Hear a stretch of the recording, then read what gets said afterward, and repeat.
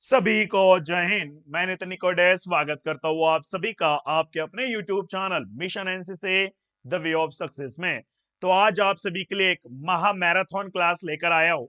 ये क्लास हमारी लगभग 2 घंटे की होने वाली है और इस 2 घंटे में मैं आप सभी को बहुत कुछ सिखा के जाने वाला हूँ। तो इस 2 घंटे में हम क्या करेंगे, हम टोटल जो है वो 5 ओरिजिनल पेपर मैं आप सभी से कराऊंगा, ठीक है। जिसमें पेपर होंगे बच्चा, एमपी का पेपर होगा, जिसमें राजस्थान का पेपर होगा, जिसमें यूपी का पेपर होगा और उसी के साथ साथ महाराष्ट्र का पेपर होगा और जो है फाइनली एक ऑल ओवर इंडिया का पेपर होगा जो डीजीएनसीसी ने बनाया था, वो ऑल ओवर इंडिया का पेपर होगा। तो मैं 5 पेपर कराने जा रहा हूं। तो इसमें हम डिस्कस करेंगे पहला पेपर, तो हम जो है वो 2020 का सॉल्व करेंगे, उसके बाद में 2021 का, 2022 का और 2000 जो है उसी के साथ साथ 23 और 2024 का पेपर हम जो है ये 4 पेपर सॉल्व करने वाले हैं। और मैं कोई मजाक नहीं कर रहा हूं, सीरियसली अगर आपने इस वीडियो के ऊपर क्लिक किया है तो सारे वीडियो अच्छी तरीके से देख लेना। लेकिन आज जितना भी मैं पढ़ाऊंगा वो सभी चीजें जो हैं वो स्पेशल सब्जेक्ट के बारे में आज पढ़ाऊंगा, इस बात को भी याद रखना, ओके। बट उससे पहले मेरे को सिर्फ 2 मिनट दीजिएगा, 2 मिनट में मैं मेरा प्रमोशन करवा देता हूं। उसके बाद में सारा पेपर हम जो है वो कंटिन्यूअसली शुरू करेंगे। तो आप में से बहुत सारे कैडेट्स है जो 18 फरवरी को एग्जाम देने वाले हैं 2024 में, सी एग्जाम का, सी सर्टिफिकेट का। लेकिन उनके पास नोट्स नहीं है, मॉडल पेपर नहीं है। अगर आपके पास 2 दिन बचा है और आने वाले एग्जाम में आप पास होना चाहते हो और आपके ऊपर खुद के ऊपर गारंटी नहीं है कि आप पास हो पाओगे, तो मैंने आपके लिए कोर्स लॉन्च किया है जिसमें आपको total 10 question paper, 10 answer, 2 practical paper, उसके बाद में 16 टॉपिक्स के notes, quiz test, question bank मिलेगा। 40 से भी ज्यादा के पीडीएफ आपको इसमें मिलेंगे जिसकी फीस मात्र 199 रुपीज है। जिसको भी इस कोर्स को ऑर्डर करना है, यहाँ पे मेरा मोबाइल नंबर है, इस व्हाट्सएप पे आप सभी को हाई मिशन एनसी एक मैसेज करना है और इसकी फीस है बच्चा 199 में। आपको ये सारा 40 से भी ज्यादा के पीडीएफ आपको मिलेंगे जिसके माध्यम से आप अपने आने वाले एग्जाम में ए ग्रेड से पास हो सकते हो, ओके। तो सभी बच्चे आ जाइए फटाफट। तो बच्चा पहला जो पेपर होगा हमारा, हम शुरू करेंगे 2020 के पेपर से, ओके। तो मैं इसको रिमूव कर देता हूं और हम बढ़ेंगे बच्चा अपने 2020 के पेपर से। तो ओरिजिनल पेपर में जा रहा हूं, पहला पेपर आएगा आपका 2020 का, ओके। ये 21 का है, ये 22 का है और ये आएगा आपका 2020 का। चलो, तो बच्चों आप सभी के सामने यहाँ पे एक 2000, ये सभी चीजें आप यहाँ पे देख लेना। 2020 का एक ओरिजिनल पेपर है, तो भैया थोड़ा सा देख लेना ध्यान से। तो मैं यहाँ से गायब हो जाता हूँ अभी, ताकि आपको ये सारी चीजें अच्छी तरीके से प्रॉपरली दिखाई दे। क्वेश्चन आंसर इसी में लिखे हुए हैं, बस आसानी से आपको जो है वो फटाफट देखना है, ओके। मैं अभी 1 मिनट के लिए यहाँ से गायब हो जाता हूँ ताकि आप सभी को ये सारी चीजें अच्छी तरीके से दिखाई दे, ओके। तो सभी मन लगा के पढ़ना। और चलो, मैं तो यहां से गायब हो चुका हूं। चलो बच्चों शुरू करेंगे। इस बार जो है आपके एग्जाम में जो स्पेशलाइज्ड सब्जेक्ट होगा, इससे 110 नंबर के लिए क्वेश्चंस पूछे जाएंगे। 110 मार्क का ये आपका पेपर होगा बच्चों, स्पेशल सब्जेक्ट। तो पार्ट 1 है आर्म फोर्सेस, 10 नंबर के लिए क्वेश्चन पूछे हैं, रिक्त स्थान की पूर्ति करो। तो पहला सवाल है, आर्मी को संचार प्रदान करने की जिम्मेदारी किसकी होती है बच्चा? तो आर्मी को संचार कौन प्रदान करता है? तो कोर ऑफ सिग्नल। याद रखना, आर्मी को संचार प्रदान करने की जिम्मेदारी कोर ऑफ सिग्नल की होती है। उसके बाद में अगला सवाल है, रैंक के एक अधिकारी द्वारा एक डिवीजन की कमांड संभाली जाती है। तो बच्चा मेजर जनरल रैंक जो होती है ना, मेजर जनरल रैंक का जो अधिकारी होता है उसके द्वारा एक डिवीजन की कमांड संभाली जाती है, ओके। अगला सवाल है, भारतीय सेना की सेंट्रल कमांड कहां पर है बच्चा? तो भारतीय सेना की सेंट्रल कमांड बसी है बच्चा लखनऊ में, ओके। मध्य कमांड लखनऊ में बसी है। अगला सवाल है, एक इन्फेंट्री सेक्शन, एक इन्फेंट्री बटालियन के सेक्शन में कितने जवान होते हैं? तो आप सभी को पता है कि एक इन्फेंट्री बटालियन के सेक्शन में 10 जवान होते हैं। बच्चों भारतीय सैन्य अकादमी, इंडियन मिलिट्री अकादमी कहां पर है? देहरादून में है, जो कि उत्तराखंड में स्थित है, यूके में, ओके। अब बढ़ते हैं बच्चों सही और गलत के ऊपर। तो पहला सवाल है, आसाम राइफल भारत का सबसे पुराना अर्धसैनिक बल है। बिल्कुल सही है बच्चा, this statement is true. Bangladesh की आजादी के लिए भारत और पाकिस्तान के बीच में एक 1971 में युद्ध लड़ा गया था, ये भी बिल्कुल सही है, तभी बांग्लादेश आजाद हुआ था 1971 में। उसके बाद में बच्चों भारत के राष्ट्रपति का नाम श्री रामनाथ कोविंद है, तो ये हमारा आंसर गलत होगा। ये पेपर वैसे 2020 का है, अभी अगर हम प्रेजेंट में बात करेंगे बच्चा तो श्रीमती द्रौपदी मुर्मू मैम है, याद रखना, ठीक है, द्रौपदी मुर्मू मैम। अब मैं यहाँ पे ज्यादा लिख कर नहीं दूंगा क्योंकि ज्यादा टाइम चला जाएगा। तो Shrimati Droupadi Murmu ma'am is the correct answer और ये स्टेटमेंट हमारा यहाँ पे गलत हो जाएगा। बच्चों भारतीय सेना की जो उत्तरी कमांड है वो जयपुर में है, ऐसा इन्होंने बोला है। तो ये स्टेटमेंट बच्चा हमारे गलत कहलाएगा। क्यों? क्योंकि भैया भारतीय सेना की जो उत्तरी कमांड है वो है उधमपुर में। कहां पर है बच्चा? उधमपुर में। नेक्स्ट बच्चों, इन्फेंट्री के एक सेक्शन में 4 एलएमजी होती है। बिल्कुल सही है, इन्फेंट्री का जो एक सेक्शन होता है उसमें 4 एलएमजी होती है। नेक्स्ट अब का आपका जो नेक्स्ट चैप्टर आता है बच्चों वो है मैप रीडिंग, मानचित्र अध्ययन। तो मैप रीडिंग में आपसे कुछ सवाल पूछे गए हैं, जैसे कि आपको जो है ना इनको परिभाषित करना है। तो पहला पूछा बच्चा कि रिज किसे कहते हैं, तो रिज की परिभाषा यहाँ पे आप सभी से पूछा है। तो बच्चों रिज क्या कहा जाएगा? पहाड़ या पहाड़ों की श्रृंखला की वो लाइन जहां पर पानी उल्टी दिशा में बहता है उसी को रिज कहा जाता है। उसके बाद में कंटूर लाइन है, नक्शे के ऊपर समुद्र तल से समान ऊंचाई वाले सभी बिंदुओं को मिलाने पर जो रेखा प्राप्त होती है उसी कंटूर रेखा कहा जाता है, कंटूर लाइन कहा जाता है। प्लेटू किसे कहा जाता है बच्चा? जमीन से ऊपर उठा हुआ समतल मैदानी क्षेत्र को प्लेटू कहा जाता है।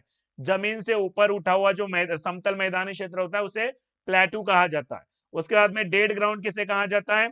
किसी पहाड़ या पहाड़ी के नीचे छुपी हुई भूमि को डेड ग्राउंड या मृत भूमि कहा जाता है या अदृश्य भूमि कहा जाता है। तो ये काफी आईएमपी है, आप इनके बारे में और अच्छी तरीके से पढ़ना और अच्छी तरीके से ध्यान रखना। अब अगला सवाल है बच्चों कि कंपास, संक्षेप में कंपास के साथ मानचित्र स्थापित करने की विधि। तो ये मैं आपके लिए होमवर्क देता हूँ, सभी बच्चों इसका होमवर्क देता हूँ कि भैया अगर आपके पास एक मैप है, कंपास है, तो भैया मैप को कैसे सेट करोगे कंपास के माध्यम से, ये सवाल आपसे पूछा है, तो ये होमवर्क देता हूं मैं। 45 डिग्री, अब क्या करना है बच्चों, आपके सामने यहाँ पे फॉरवर्ड बेरिंग दे रखी है, इसको बैक बेरिंग में कन्वर्ट करना है। तो बैक बेरिंग में कन्वर्ट करने के लिए पहला है आपके पास 45 डिग्री। तो 45 डिग्री की जो बैक बेरिंग है बच्चा वो आएगी आपकी 225 डिग्री। उसके बाद में 270 डिग्री की आपको बैक बेरिंग निकालना है, तो वो आएगा बच्चा 90 डिग्री। बहुत सिंपल है, अगर आपकी फॉरवर्ड बेरिंग अगर मान लो 180 से कम है तो भैया उसमें प्लस करो 180, और भैया 180 से ज्यादा है तो भैया उसमें से माइनस करो 180। बस ये फॉर्मूला है, ये फॉर्मूला ऑलमोस्ट सभी बच्चों को पता भी है। चलो अब आते हैं बच्चा फिल इन द ब्लैंक्स के ऊपर, रिक्त स्थानों की पूर्ति करो के ऊपर, और सभी बच्चों को ए ग्रेड लेना है तो भैया वीडियो ध्यान से आपको देखना पड़ेगा। तो भैया मानचित्र पर एक स्थान से दूसरे स्थान की बेरिंग किसके द्वारा नापी जाती है बच्चा? तो सर्विस प्रोटेक्टर के माध्यम से नापी जाती है। The correct answer is service protractor. बच्चों बेरिंग हमेशा किस दिशा में नापी जाती है? तो भैया ये क्लॉकवाइज, क्या होगा बच्चा? घड़ी की चाल की दिशा में, यानी कि क्लॉकवाइज नापी जाती है। बच्चों प्रिज्मेटिक कंपास कितने प्रकार का होता है? प्रिज्मेटिक कंपास ये दो प्रकार का होता है, एक तो आपका ड्राई प्रिज्मेटिक कंपास और दूसरा होता है बच्चा आपका लिक्विड प्रिज्मेटिक कंपास। दो तरीके के होते हैं। बच्चों उत्तर पूर्व कितने डिग्री को इंडिकेट करता है? तो भैया उत्तर पूर्व हमेशा 45 डिग्री 45 डिग्री को दर्शाता है। बच्चा सर्विस प्रोटेक्टर कितने प्रकार का होता है? तो सर्विस प्रोटेक्टर 3 प्रकार का होता है, और ये कौन कौन से? एक तो आपका आयताकार, वृत्ताकार और अर्धवर्तुलाकार, 3 प्रकार के सर्विस प्रोटेक्टर होते हैं जो सभी बच्चों को याद रखना पड़ेगा। अब आते हैं थोड़े से बड़े क्वेश्चंस की ओर, और आपसे बड़े क्वेश्चन पूछे गए बच्चा। पहला तो है नॉल किसे कहते हैं? पहाड़ी की गोल और सबसे ऊंचे स्थान को नॉल कहते हैं। पहाड़ी के गोल और सबसे ऊंचे स्थान को नॉल कहा जाता है। स्पर किसे कहा जाता है? मैदानी क्षेत्र में पर्वतीय श्रृंखला से हटकर बाहर निकला हुआ भूभाग ठोकर अथवा स्पर कहलाता है बच्चा, इस बात को याद रखना। कोल और सैडल किसे कहते हैं? एक पहाड़ की दो चोटियों के बीच में स्थित नीची समतल भूमि को कोल और घाटी कहते हैं। बेसिन किसे कहते हैं?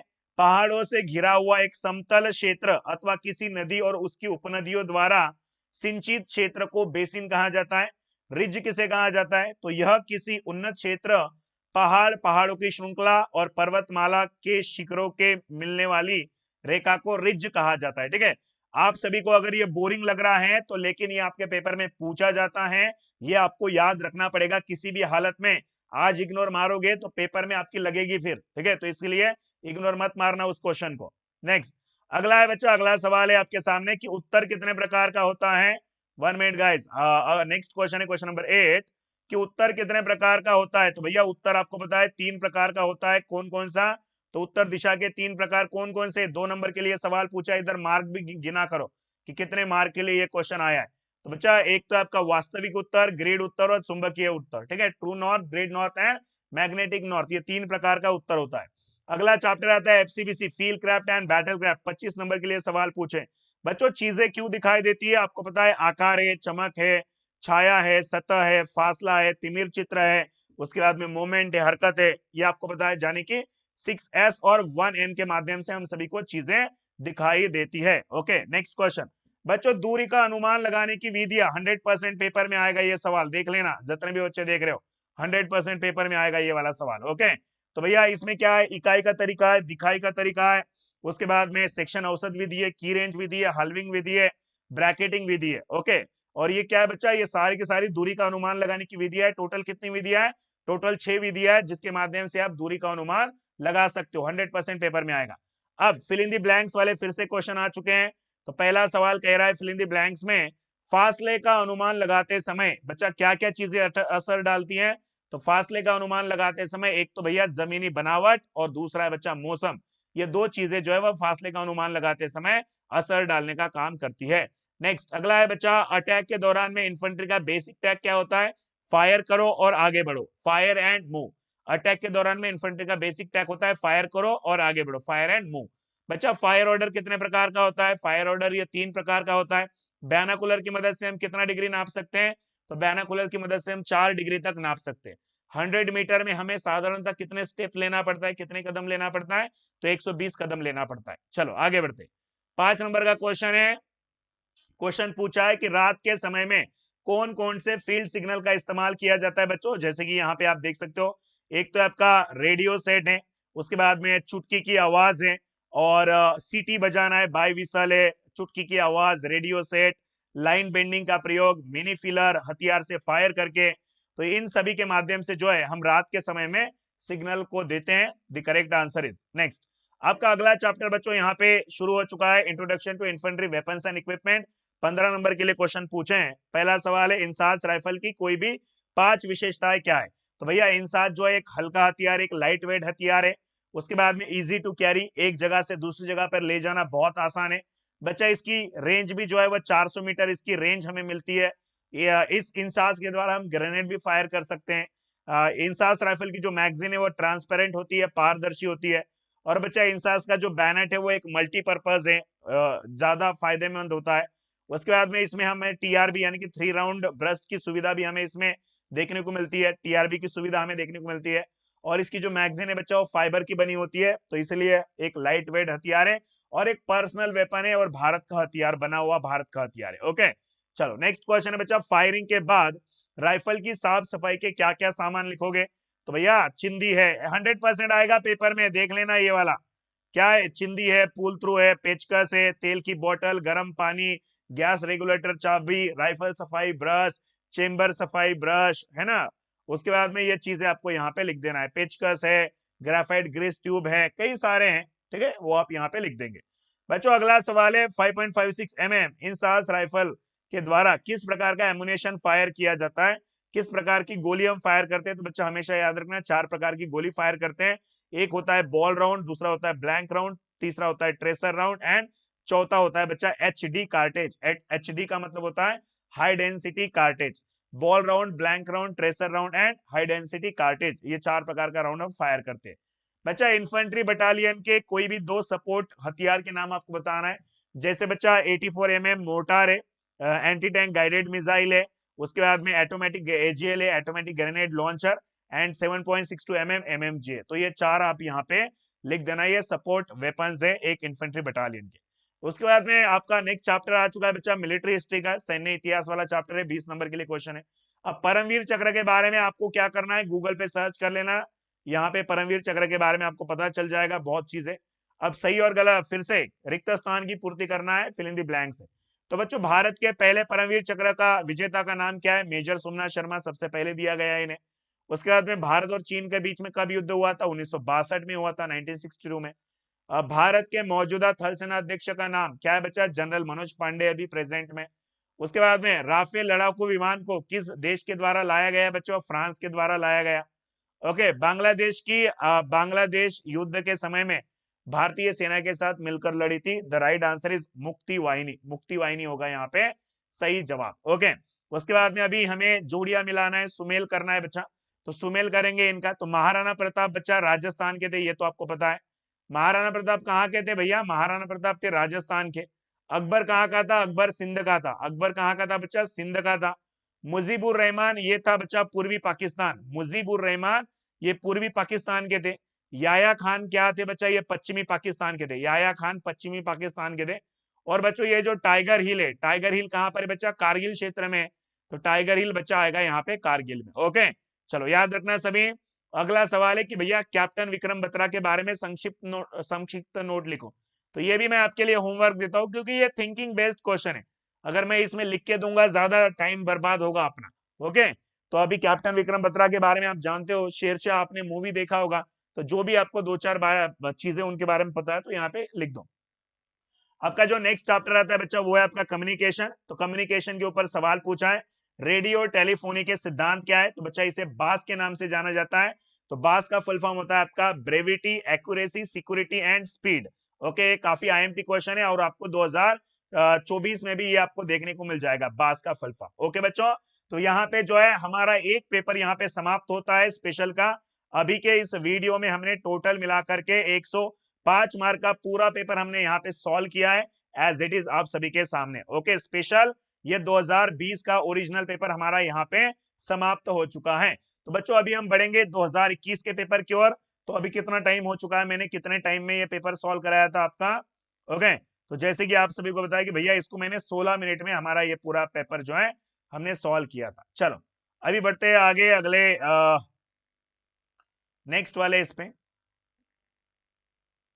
ओके 1 मिनट गाइस, एक मिनट आ रहा हूं मैं, यहाँ कहीं जा नहीं रहा हूँ, यहीं पे हूँ आपके सामने हूँ। 1 मिनट, दूसरा मैं जो है ना दूसरा पेपर मैं आपके सामने यहाँ से ले रहा हूँ। ये 20 का हमने डिस्कस कर लिया, अभी 21 का डिस्कस करते। चलो तो बच्चों आप सभी के सामने अभी जो है यहाँ पे आप जो देख रहे हो ये पेपर है बच्चा आपका 21 का। ठीक है, 2021 का दिखा भी देता हूँ मैं आपको थोड़ा जूम करके।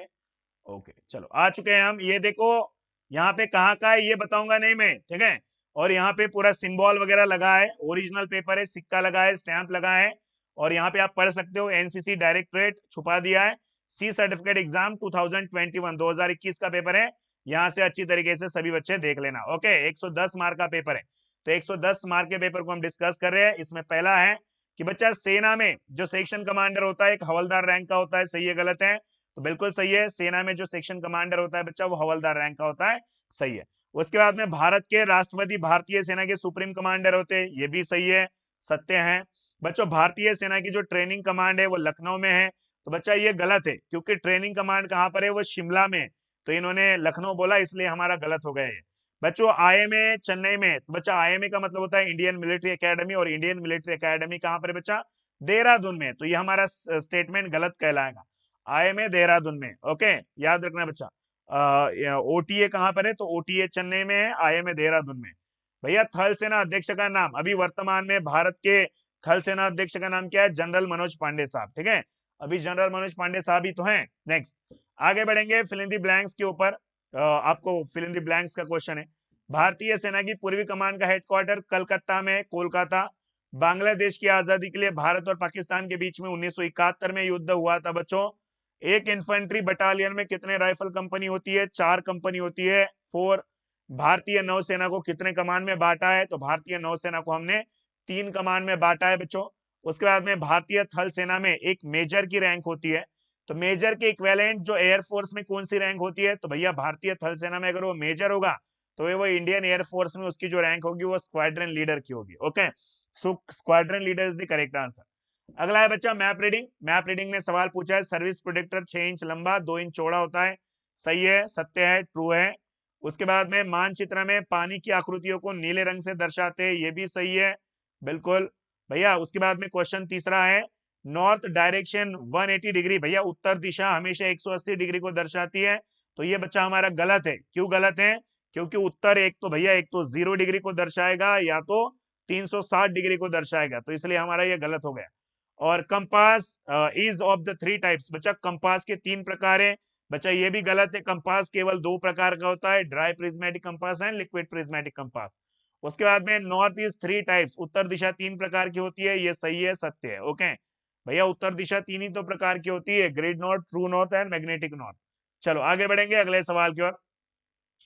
अगला सवाल आपसे पूछा है, right the names of part of compass, compass के हिस्से पुर्जे बताना है। आपको सवाल पूछा है भैया इसमें लीड है, टंग है, नॉच है, कार्ड अथवा डायल है, प्रिज्म है, डायरेक्शन मार्क है, एरोहेड है, लोबर लाइन है, विंडो है, हिंज है, कई सारे पार्ट्स आप यहाँ पे याद रख सकते हो।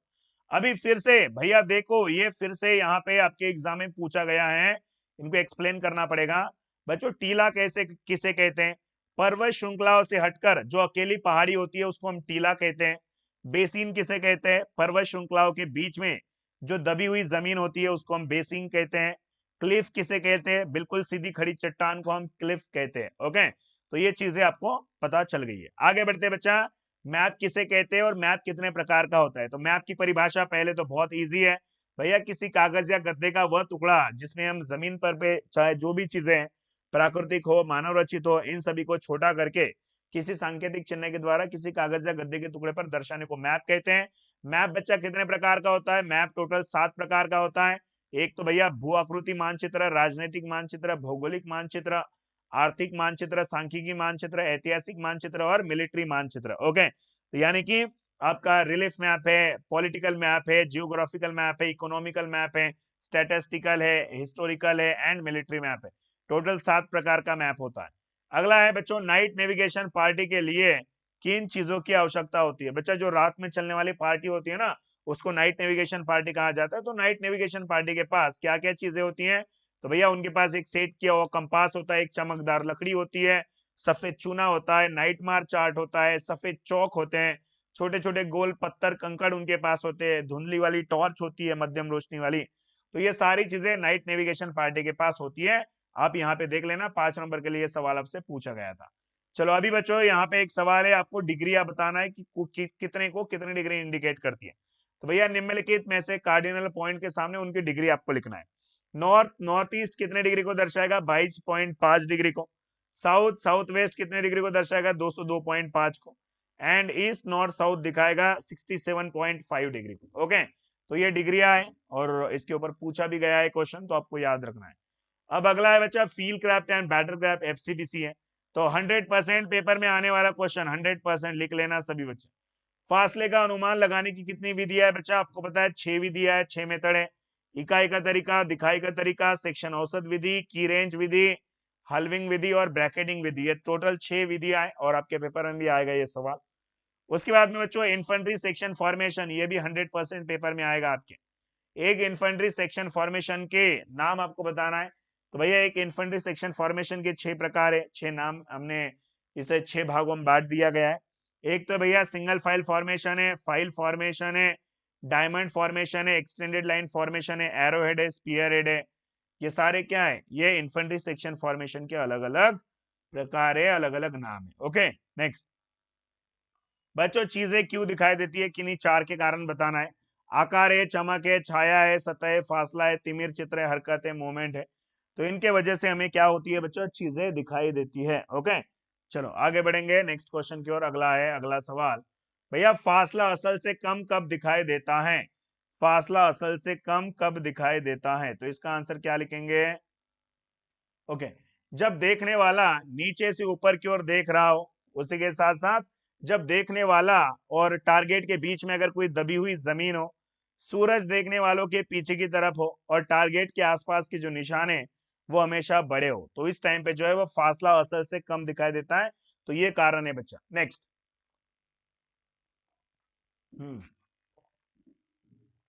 हाथ से डिग्रियां किस प्रकार बताई जाती हैं? तो बच्चों हाथ से जो डिग्रियां है वो यहाँ पे आपसे सवाल पूछा है।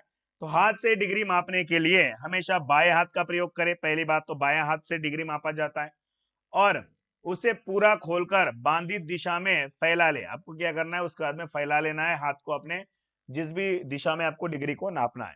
और प्रत्येक कैडेट को अपने हाथ से डिग्री मापने का अभ्यास कराना चाहिए बच्चों। जो हाथ के द्वारा कम से कम 19 डिग्री, मतलब ज्यादा से ज्यादा मैक्सिमम मैक्सिमम 19 डिग्री और कम से कम जो है ना 3 डिग्री जो है वह नापी जाती है। कम से कम 3 डिग्री, ज्यादा से ज्यादा 19 डिग्री। ओके, ये भी याद रख लेना इसी क्वेश्चन से। आगे बढ़ेंगे नेक्स्ट क्वेश्चन की ओर।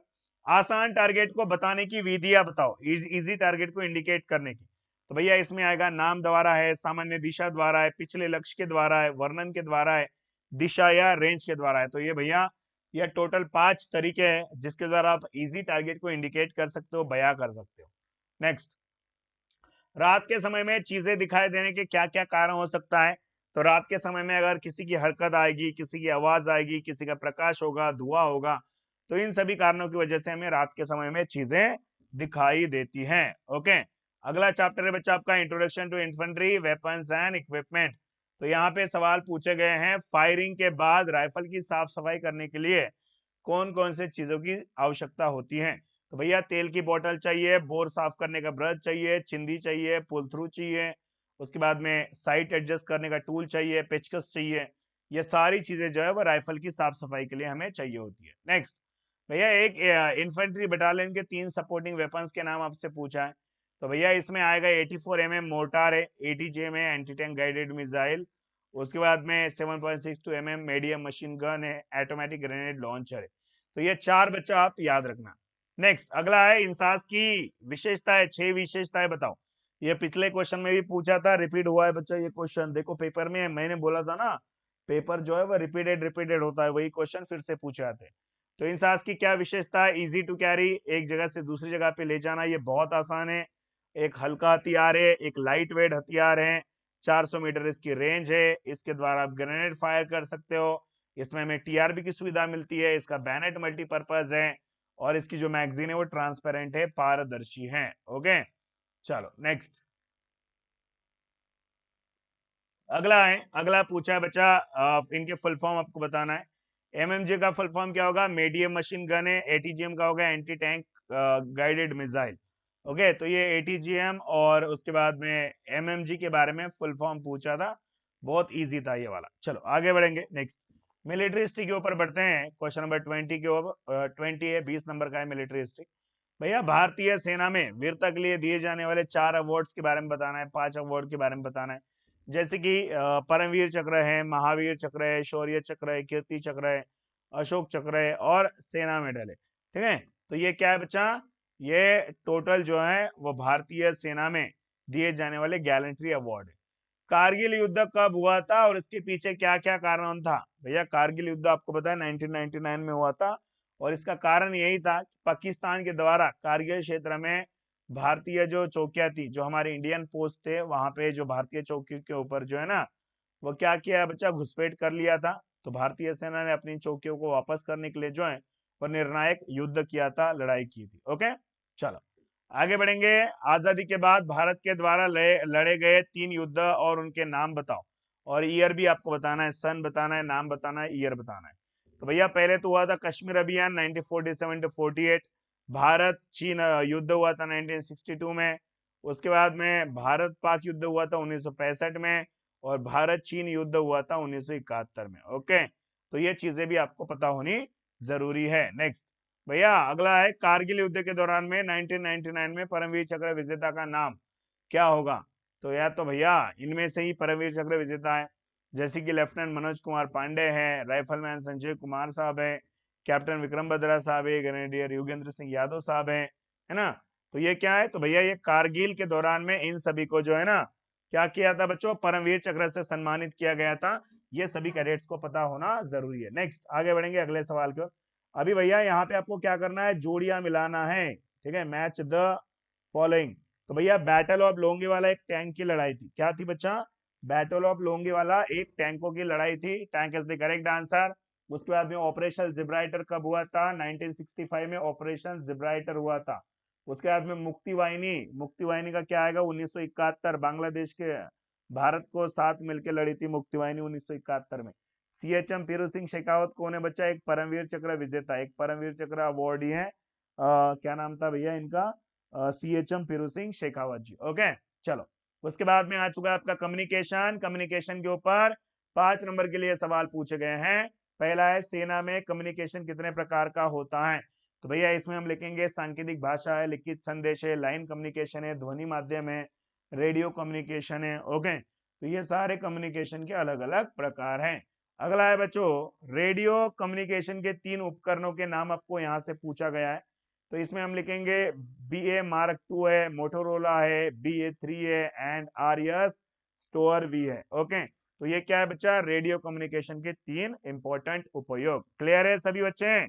चलो आगे बढ़ेंगे। उसके साथ साथ एक चीज मैं आपको बताना चाहूंगा, आप में से बहुत सारे कैडेट्स है जो सी सर्टिफिकेट का एग्जाम देने वाले, जिनकी पढ़ाई जीरो है, जिनको समझ में नहीं आ रहा कि एक दिन में कैसे पढ़े, तो मैंने आपके लिए कोर्स लॉन्च किया है जिसमें 10 paper, 10 answer sheet, 2 practical paper, 16 topics के notes, quiz test, question bank मिलेगा, 40 से भी ज्यादा के पीडीएफ होंगे, जिसकी फीस मात्र के मात्र 199 रुपए, 199 रुपीज है। ओके, और 199 में ये सारा कोर्स आपको मिल रहा है। अगर आप इस कोर्स को लेना चाहते हो तो ये मेरा व्हाट्सएप नंबर है, इसके ऊपर आप मुझे कॉल कर सकते हो, या तो व्हाट्सएप पे मुझे हाई मिशन एनसी का एक मैसेज कर सकते हो। ओके, चलो बच्चा शुरू करेंगे अपना नेक्स्ट वाला सवाल जवाब वाला। अभी हमने अभी जो है हमने 2000 भैया ये पेपर जो है हमने 2021 का पेपर हमने सॉल्व कर लिया। पूरा पेपर हमने 2021 का सॉल्व कर लिया, 110 नंबर का। अभी हम जो है वो 2022 का पेपर को सॉल्व करेंगे बच्चों। तो सभी तैयार रहे ना 2022 के पेपर को सॉल्व करने के लिए। तो एक मिनट।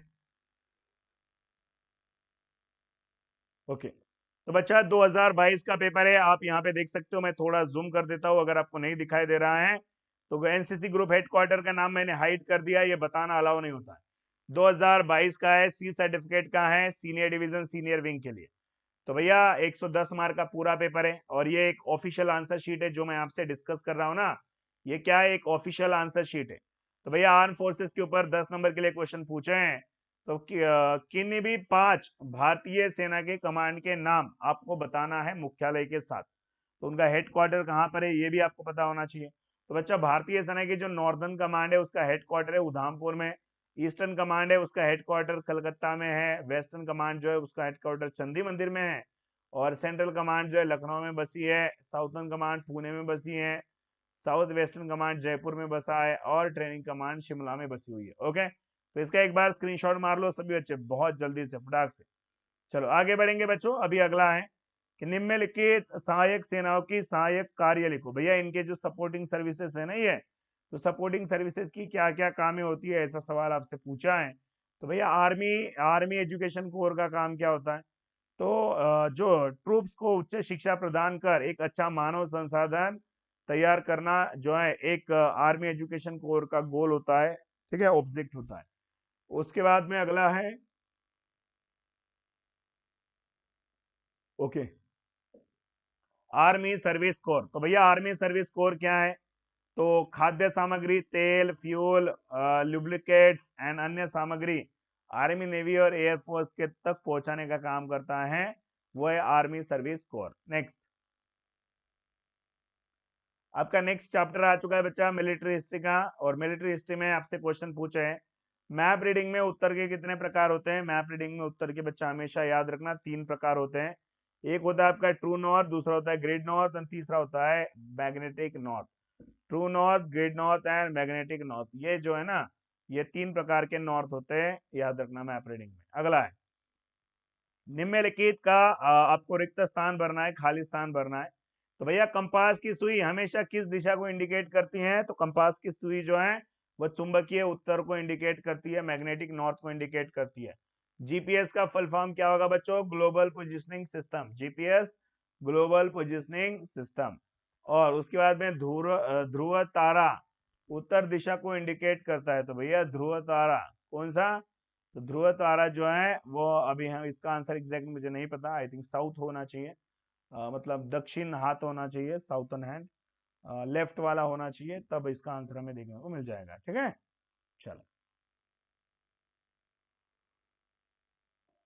अगला क्वेश्चन है कि भैया 190 डिग्री की बैक बेरिंग, 190 की बैक बेरिंग कितनी होगी, तो 190 की बैक बेरिंग होगी बच्चा 10 degree. Okay, 10 degree is the correct answer. चलो अभी आपको क्या करना है, कन्वेंशनल साइन को ड्रॉ करना है, रूढ़ी चिन्ह को बनाना है। तो मंदिर तो भैया आप सभी को बनाना आता ही है। तो ये क्या कहलाएगा बच्चा आपका, ये मंदिर कहलाएगा। उसके बाद में कब्रिस्तान, बहुत इजी है, ऐसे कर दो भैया, ये आपका कब्रिस्तान है। उसके बाद में है किला, किले को बनाने में थोड़ा सा समय लगेगा।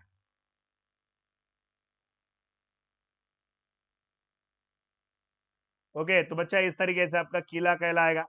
और चर्च क्या है, तो चर्च बहुत सिंपल है भाई, इसको क्या करना है, अच्छी तरीके से भर देना है। और भरने के बाद में ऊपर एक ऐसे दांडी करके जो है वो आपको रख देना है। तो ये क्या कहलाएगा, आपका चर्च कहलाएगा, गिरजाघर कहलाएगा। उसके बाद में बैटल मैदान या बैटल भूमि, तो भैया उसको ऐसे एक्स करके बता देना, ये आपका बैटल भूमि कहलाएगा। चलो आगे बढ़ेंगे बच्चों नेक्स्ट क्वेश्चन की ओर। चीजें क्यों दिखाई देती हैं? चीजें दिखाई देने के कारण क्या है? छाया है, चमक है, फासला है, खाका है, शक्ल है, धुआं है, सतह है, मोमेंट है, हरकत है। ये सारे आंसर लिखना है, 7 नंबर का क्वेश्चन है। इन सभी कारणों की वजह से हमें चीजें दिखाई देती है। नेक्स्ट अगला सवाल, भैया फासला असल से ज्यादा क्यों दिखाई देता है? उसके पीछे क्या क्या कारण हो सकते हैं जब फासला असल से ज्यादा दिखाई देता है? तो भैया जब सूरज की रोशनी कम हो और सूर्य देखने वालों के सामने हो, लक्ष्य आसपास के बड़े निशान से आपका छोटा होना चाहिए, जब देखने वाला घाटी से या तंग गली से देख रहा हो, या जब देखने वाला ऊपर से नीचे देख रहा हो, या जब लेटकर पोजीशन से फायर किया जा रहा हो, तो उस टाइम पे जो है फासले का अनुमान हमेशा ज्यादा लगाया जाता है। ठीक है, चलो याद रखना सभी। नेक्स्ट अगला है बच्चों आपका फिल इन द ब्लैंक्स। उपलब्ध जमीन और हथियारों को सर्वश्रेष्ठ ढंग से इस्तेमाल करने की कला को क्या कहते हैं? तो बच्चा यहाँ पे आएगा हमारा answer field craft. Okay, field craft is the correct answer. Next भैया जमीन जो देखने वालों के नजर से छुपी होती है उसको क्या कहते हैं? तो उसे डेड ग्राउंड कहते हैं, उसे मृत भूमि कहा जाता है। ओके, और हाथ के द्वारा अधिकतम कितना डिग्री में नाप सकते हैं? तो हाथ के द्वारा कम से कम 19 डिग्री, ज्यादा से ज्यादा 19 डिग्री तक नाप सकते हैं। सेक्शन फॉर्मेशन कितने प्रकार का होता है? सेक्शन फॉर्मेशन 6 प्रकार का होता है। और पेट्रोल कितने प्रकार का होता है? पेट्रोलिंग 2 प्रकार की होती है। ओके, तो इसका स्क्रीनशॉट मार लेना सभी बच्चे, काफी आईएमपी पेपर है। चलो आगे बढ़ते हैं। नेक्स्ट अगला है बच्चों फील्ड सिग्नल देने के कौन कौन से तरीके हैं? Question number 12। तो फील्ड सिग्नल देने का तरीका है भैया, एक तो आप हाथ के द्वारा देते हो, राइफल के द्वारा देते हो और सीटी के द्वारा देते हो। ठीक है, तो ये 3 तरीके हैं बच्चा जिसके माध्यम से आप फील्ड सिग्नल को दे सकते हो। ओके, रात के समय में। अगला है mention any 3 types of fire control order. भैया फायर कंट्रोल ऑर्डर के 3 नाम आपसे पूछा है, तो इसमें कौन कौन से हैं? तो भैया तैयारी का फायर नियंत्रण आदेश गलत होगा। उसके बाद में ओके, तो यहाँ पे क्या लिखेंगे? तैयारी का फायर नियंत्रण आदेश, फुल फायर फायर नियंत्रण आदेश, और मौका मिलने पर फायर नियंत्रण आदेश। और उसके बाद में एक है बच्चा आपका opportunity control and full fire. Okay, और एक तो आपका भाई ऐसे लिखना चाहिए इनको, मौका मिलने पर तैयारी से, और ये आपका पूरा फायर, और एक है बच्चा आपका ब्रीफ फायर। तो ये चीजें आपको यहाँ पे लिखनी पड़ेगी। एक इन्होंने नहीं लिखा था, एक छोड़ दिया था, ये वो भी मैंने आपको बता दिया। Introduction to infantry weapons and equipment 15 नंबर का चैप्टर है। रिक्त स्थानों की पूर्ति करो में है। एसएलआर के मैगजीन में 20 राउंड आते हैं, 20 राउंड। एसएलआर राइफल का साधारण रेट कितना होता है बच्चा? 5 राउंड प्रति मिनट। नॉर्मल जो रेट है एसएलआर का 5 राउंड पर मिनट है। Calibre of 5.56 mm INSAS. अगला सवाल, इंसास का जो कैलिबर है वो 5.56 mm का है। Okay, 5.56 mm। उसके बाद में the normal rate of fire 7.62 mm LMG 300 round पर मिनट। एलएमजी जो है वो 300 राउंड पर मिनट में फायर करते हैं। ठीक है, तो very good, this statement is true होगा, सही होगा। भैया 84 mm आरएल का साधारण रेट ऑफ फायर कितना होता है? 6 राउंड प्रति मिनट। तो आरएल से जो है वो 6 राउंड हम 1 मिनट में फायर कर सकते हैं। ओके, चलो नेक्स्ट आगे बढ़ते हैं। बच्चा आरएल का फुल फॉर्म क्या होगा? रॉकेट लॉन्चर है। एजीएल का होगा ऑटोमेटिक ग्रेनेड लॉन्चर है। आरसीएल का होगा रिकॉइल लेस गन है। ओके, आरसीएल का। तो यहाँ तो आपने अच्छी तरीके से आंसर बता दिया, पेपर में नहीं, पता नहीं कैसे करोगे जरूर। ओके, अब बढ़ेंगे। इंसास राइफल के कितने प्रकार का एमुनेशन फायर किया जाता है? जो हमारी इंसास है ना, तो इंसास से हम कितने प्रकार का एमुनेशन फायर करते हैं? तो एक तो बच्चा बॉल राउंड है, ट्रेसर राउंड है, ब्लैंक राउंड है, एंड हाई डेंसिटी कार्टेज। ये भी क्वेश्चन 2020 में पूछा था, 2000 इसमें 2022 में भी पूछ रहे, ये वाला क्वेश्चन 2021 का है, 22 में भी सेम रिपीटेड हुआ है। ओके, तो ये आपका रिपीटेड नहीं होना चाहिए, इसलिए ध्यान रखना सभी। मिलिट्री हिस्ट्री 20 नंबर के लिए क्वेश्चन पूछे बच्चों। सेकंड वर्ल्ड वार कब हुआ था? द्वितीय विश्व युद्ध आपको पता है 1939 में हुआ था। ठीक है, उसके बाद में द्रास सेक्टर की सबसे मशहूर जगह क्या है बच्चा? टाइगर हिल है। द्रास सेक्टर की सबसे मशहूर जगह क्या है? टाइगर हिल है। उसके बाद में अकबर का पूरा नाम क्या था? जलालुद्दीन मोहम्मद अकबर। अकबर का पूरा नाम था जलालुद्दीन मोहम्मद अकबर। उसके बाद में battle of Haldi Ghati was fought between Maharana Pratap and Akbar. तो भैया हल्दी घाटी का युद्ध महाराणा प्रताप और के बीच में हुआ था। किसके किसके बीच में हुआ था भाई? तो महाराणा प्रताप और अकबर। अकबर होगा यहाँ पे सही जवाब, अकबर। नेक्स्ट है, अगला है भारत और चीन के बीच में युद्ध कब हुआ था? तो भैया 1962 में, 1962 में। भारतीय सीमा के साथ लगे हुए 5 देशों के नाम। तो भारतीय सीमा के साथ 5 देश लगे, जैसे कि नेपाल है, भूटान है, पाकिस्तान है, और बांग्लादेश है, म्यांमार है, बर्मा है ना। ये सारे क्या है बच्चा? आप याद रखना इसे। ये हमारे बाउंड्री के साथ लगे हुए देश हैं। और उसके बाद में how many have been found between India and Pakistan. India Pakistan के बीच में अभी तक कितने झगड़े हुए थे? तो यहाँ पे आंसर लिखेंगे बच्चा। पहला जो है वो 1947 टू 48 के बीच में हुआ था आजादी को लेकर। उसके बाद में 48 से 65 तक जो है ना, ये भी हुआ था, और 1971 में भी हुआ था। और भैया आपका कहाँ हुआ था? 1999 में कारगिल। ठीक है, तो ये टोटल प्रकार के 4 वॉर है, 4 लड़ाइयाँ है जो आपको पता होनी चाहिए। अब यहाँ पे फुल फॉर्म के बारे में इन्होंने क्वेश्चन पूछा है, तो फुल फॉर्म के बारे में क्या लिखोगे सभी बच्चे? बहुत सही है बच्चा, ओके, इट्स वेरी बेसिक। तो एलओसी का फुल फॉर्म होता है लाइन ऑफ कंट्रोल होता है, पीवीसी का होता है परमवीर चक्र होता है, सीओएस का क्या होगा? Chief of army staff. COS का क्या होगा? चीफ ऑफ आर्मी स्टाफ है। पीओके का क्या होता है? Pakistan occupied Kashmir. And ME का क्या होगा? Ministry of external affairs. तो ये फुल फॉर्म भी आप याद रख लेना, इसका स्क्रीनशॉट मार लो। चलो आगे बढ़ते हैं बच्चा। कम्युनिकेशन है, 5 नंबर के लिए सवाल पूछे गए हैं कम्युनिकेशन के ऊपर। तो भैया 3 टाइप्स के रेडियो सेट के नाम आपको बताना है, जैसे कि आरएस स्टार्स वी है, एएन पीआरसी 25 है, वीपीएस मार्क 3 है, बीए बोल्ट मैक्स 2 है, एंड मोटोरोला है। तो ये जो है ये क्या है? ये सारी चीजें 3 ये रेडियो सेट के नाम है बच्चा। तो ये रेडियो सेट के नाम सभी कैडेट्स अच्छी तरीके से याद रख देना, ओके। तो यहाँ पे हमने टोटल 110 नंबर का पेपर हमने सॉल्व किया है, ओके। अभी हम क्या करेंगे? 2023 का पेपर शुरू करेंगे। अभी तक आपने 2022 का पेपर ही देखा था, अभी 2023 में हम आगे बढ़ेंगे।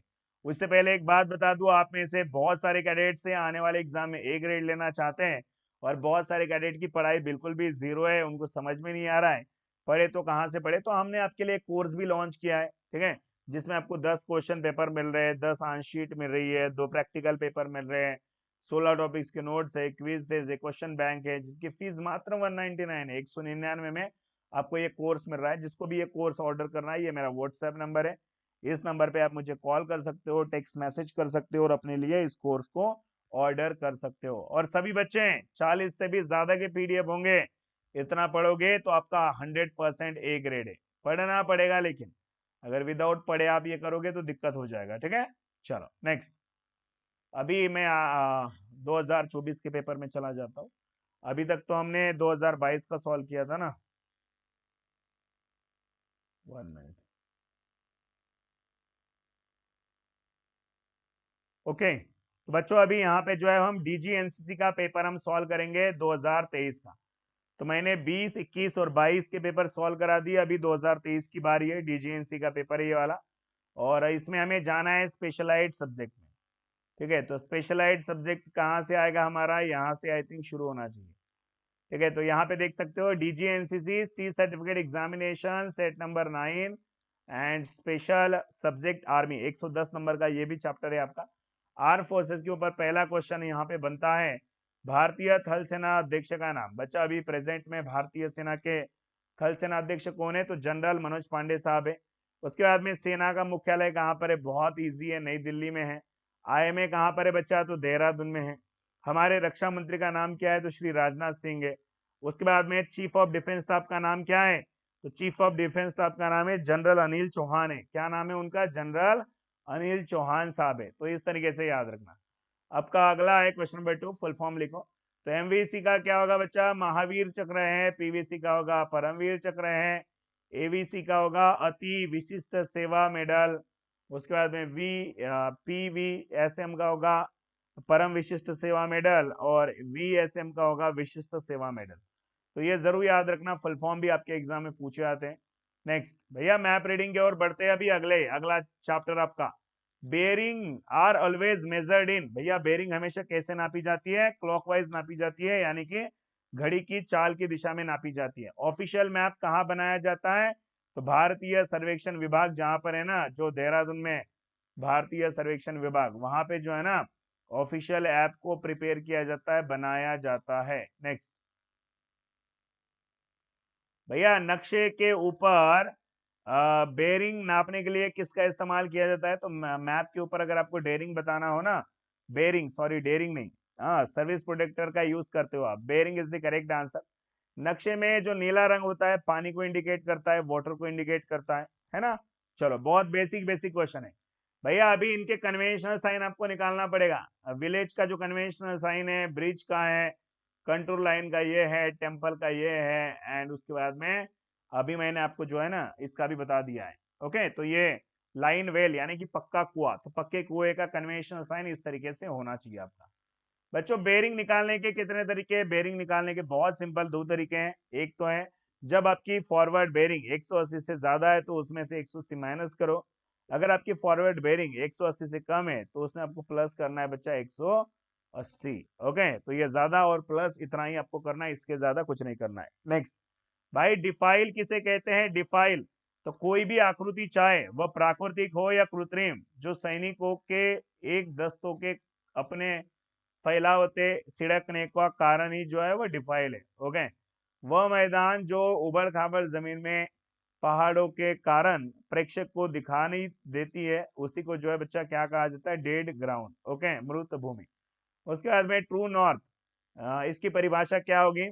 तो प्रेक्षक से उत्तरी ध्रुव की दिशा को जो है ना वो वास्तविक उत्तर कहा जाता है। और ग्रेड नॉर्थ क्या है? तो ग्रेड नॉर्थ मानचित्र पर उत्तर स्थिति ग्रिड लाइनों की दिशा होती है। ओके, तो ये यहाँ पे कुछ बेसिक बेसिक क्वेश्चन आपको यहाँ पे बता दिए मैंने। चलो अभी एक हमारा रह चुका है एक क्वेश्चन। 1 मिनट, अभी मेरे को पानी पीने दीजिएगा सभी बच्चे।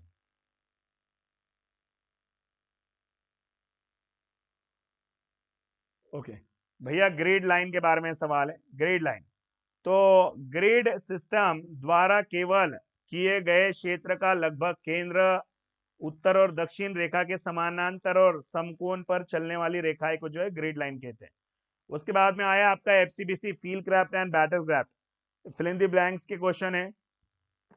पहला है बच्चा, एक सेक्शन राइफल और सहायक ग्रुप होते हैं, तो यहाँ पे आएगा सपोर्ट ग्रुप या सहायक ग्रुप। उसके बाद में एरो खुले क्षेत्र में अपनाया जाता है, खुले क्षेत्र में एरो एक्सटेंडेड को अपनाया जाता है। Arrowhead formation. Okay, arrowhead formation याद रखना सभी। नेक्स्ट है, अगला है बच्चों, दाहिने हाथ के सिर के ऊपर अगर फैला, पूरी तरीके से फैला हो तो वो क्या इंडिकेट करेगा?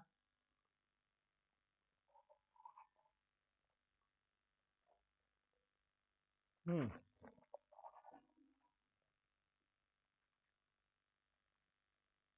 इसका मतलब हो जाएगा बच्चा थम या रुक जाओ। ठीक है, हॉल्ट। नेक्स्ट भैया, अगला सवाल है, समान मोटाई वाले दो रस्सियों को जोड़ने के लिए किस गांठ का इस्तेमाल किया जाता है? तो रीफ नॉट, रीफ नॉट का इस्तेमाल किया जाता है, रीफ। ओके बच्चों, अभी अगले क्वेश्चन है, और आपके सामने 2023 का आप ओरिजिनल पेपर देख रहे हो। ठीक है, ये कोई मजाक की बात नहीं है। 2023 का ओरिजिनल पेपर आपके सामने है। अब भैया सेक्शन फॉर्मेशन कितने प्रकार के होते हैं? ये तो आपको पता है, सेक्शन फॉर्मेशन 6 प्रकार का होता है। File formation, single file formation, diamond formation, arrowhead formation, spearhead formation and extended line formation. बच्चों चीजें क्यों दिखाई देती है? आकार है, चमक है, छाया है, सतह है, फासला है, तिमिर चित्र, हरकत है, इनके वजह से आपको चीजें दिखाई देती है। फायर नियंत्रण आदेश कितने प्रकार का होता है? फायर नियंत्रण आदेश 4 प्रकार का होता है। मौका मिलने पर फायर, तैयारी से फायर, पूरा फायर एंड ब्रीफ फायर। 4 प्रकार का फायर कंट्रोल ऑर्डर होता है। बच्चा दूरी का अनुमान लगाने की कितने तरीके हैं? 6 तरीके। कौन कौन से? इकाई का तरीका, दिखाई का तरीका, सेक्शन औसत विधि, की रेंज विधि, ब्रैकेटिंग विधि एंड हल्विंग विधि। ये सारे मेथड है जिसके माध्यम से आप दूरी का अनुमान लगा सकते हो। बच्चा पेट्रोलिंग किसे कहते हैं? ये कितने प्रकार की होती है? तो भैया पेट्रोलिंग किसे कहा जाता है? किसी हल्के वाहन में या पैदल जाकर किसी क्षेत्र की निगरानी करने को पेट्रोलिंग कहते हैं। और पेट्रोलिंग के बच्चा दो ही प्रकार होते हैं, एक तो बचाव पेट्रोल और दूसरा होता है protective patrol. Okay, protective and recce. एक का काम होता है सूचनाएं प्राप्त करना दुश्मन के बारे में, और दूसरे का काम होता है अपनी सूचना प्राप्त करने से दुश्मन को रोकना। ओके, एक बचाव होता है और एक टोई होता है। अगला है बच्चा introduction to infantry weapons and equipment. 15 नंबर के लिए क्वेश्चन पूछे गए हैं और अभी तो सही और गलत के क्वेश्चन यहाँ पे शुरू हो चुके हैं। 7.62 mm LMG की सीमा 300 मीटर की होती है, गलत है, फॉल्स है। उसके बाद आगे बढ़ता हूं इसमें। ओके, वो है 7.62 mm मीडियम मशीन गन का चक्रीय फायर रेट 2024 प्रति राउंड है। तो भैया बता दो सही है गलत है। तो दिस स्टेटमेंट इज फॉल्स, ये गलत है। बच्चे 84 mm रॉकेट लॉन्चर 4 प्रकार का गोला बारूद फायर कर सकते हैं, बिल्कुल सही है। और 84 mm रॉकेट लॉन्चर एक बटालियन का समर्थन हथियार है, फॉल्स है। भैया साइक्लिक रेट ऑफ इंसास यानी कि इंसास राइफल का जो चक्रीय रेट दर है वो 600 से 650 राउंड प्रति मिनट है। This statement is true. Next आगे बढ़ेंगे बच्चों। राइफल की साफ सफाई के लिए क्या क्या चीजें चाहिए? चिंदी है, दरी है, पुल थ्रू है, तेल की बोतल है, गर्म पानी है, पेचकस है, ग्रेफाइट ग्रीस ट्यूब है। ये सारी चीजें हथियार को साफ करने के लिए चाहिए। बच्चा फायरिंग रेंज पर लाल झंडा क्यों लगाते हैं? फायरिंग रेंज पर तो भैया लाल झंडा जो है वो खतरे का प्रतीक होता है। अगर कोई भी कैडेट दूर से लाल झंडे को देखेगा तो उसे पता चल जाएगा कि भैया ये जो है ना रेड कलर, इट मीन्स यहाँ जाना खतरा है। तो इसलिए फायरिंग रेंज पर लाल झंडे का इस्तेमाल लिखते हैं। उसके बाद में मिलिट्री हिस्ट्री 20 नंबर के सवाल आएंगे मिलिट्री हिस्ट्री से। भैया फिल इन द ब्लैंक्स में पूछा है युद्ध के दौरान में सेना का दिया जाने वाला सर्वोच्च वीरता पुरस्कार है परमवीर चक्र। ठीक है, परमवीर चक्र है। उसके बाद में आर्मी डे कब सेलिब्रेट किया जाता है? 15 जनवरी को मनाते हो आर्मी डे। भारत के पहले थल सेना अध्यक्ष का नाम था field marshal KM. Cariappa. Bharat के पहले थल सेना अध्यक्ष फील्ड मार्शल के.एम. करियप्पा। उसके बाद में कारगिल वॉर कब हुआ था? 26 जुलाई 1999। और शांति काल के दौरान में दिया जाने वाला सर्वोच्च पुरस्कार है बच्चा अशोक चक्र। ओके, और उसके बाद में अगला सवाल पूछा है भारत को आजादी मिलने के बाद भारत के द्वारा लड़े गए कौन कौन से लड़ाइयां हैं? तो कश्मीर अभियान 1948 टू 48 के बीच में हमने लड़ा था, 1947-48। उसके बाद में भारत और चीन के साथ हुआ था लड़ाई 1962 में, भारत पाकिस्तान के साथ हुआ था फिर से 1975 में, और 1971 में भारत पाकिस्तान बांग्लादेश की आजादी के लिए लड़े थे। और उसके बाद में पाक भारत पाकिस्तान के बीच में हुआ था ना 99 का कारगिल वाला। तो ये भी 5 जो है आपको याद रखना है। नेक्स्ट, एक मिनट गाइस। परमवीर चक्र प्राप्त करने वाले 5 व्यक्ति का नाम। 5 नंबर पे क्वेश्चन है, बहुत इजी है। मेजर सोमनाथ शर्मा है, धन सिंह थापा है, ग्रेनेडियर योगेंद्र सिंह यादव है, उसी के साथ साथ राणा राघोबा रानी जी है। ओके, कोई भी 5-6 व्यक्ति के नाम आपको यहाँ पे लिख देना है जिन्होंने भी जो है ना परमवीर चक्र प्राप्त किया था। तो भैया टोलोलिंग की लड़ाई के ऊपर आपको संक्षिप्त में लिखना है, या आपको होमवर्क देता हूँ गूगल पे मिल जाएगा टोलोलिंग के बारे में। उसके बाद में कम्युनिकेशन में सवाल पूछा है कि भैया आरटी प्रोसीजर का तत्व क्या है? तो इसे बास के नाम से जानते हैं। बास का क्या होता है? Brevity, accuracy, security and speed. इसे बास के नाम से जाना जाता है। उसके बाद में what are the methods of communication, संचार में कौन कौन से साधन है? तो भैया यहाँ पे उपरोक्त में से सभी। तो इसमें हम आंसर लिखेंगे साइन लैंग्वेज है, वॉइस मीडियम है, रिटर्न स्क्रिप्ट है, वायरलेस है, लाइन एंड केबल है, रूमर्स एंड मैसेजेस है। तो बच्चा ये क्या है? तो ये सारे के सारे जो है ये आपके संचार के साधन है जो आपको याद रखना है। अभी आज जो हमने पेपर डिस्कस किया था ये आपका 2023 का पेपर था एवरीवन। सभी याद रखना 2023 का एक ओरिजिनल पेपर मैंने आप सभी के सामने सॉल्व कराया है। तो अभी क्या करेंगे, आज के लिए हम इतना ही रुकते हैं। मैं भी काफी थक गया हूँ और आपने भी वीडियो देखकर काफी थक गए होंगे।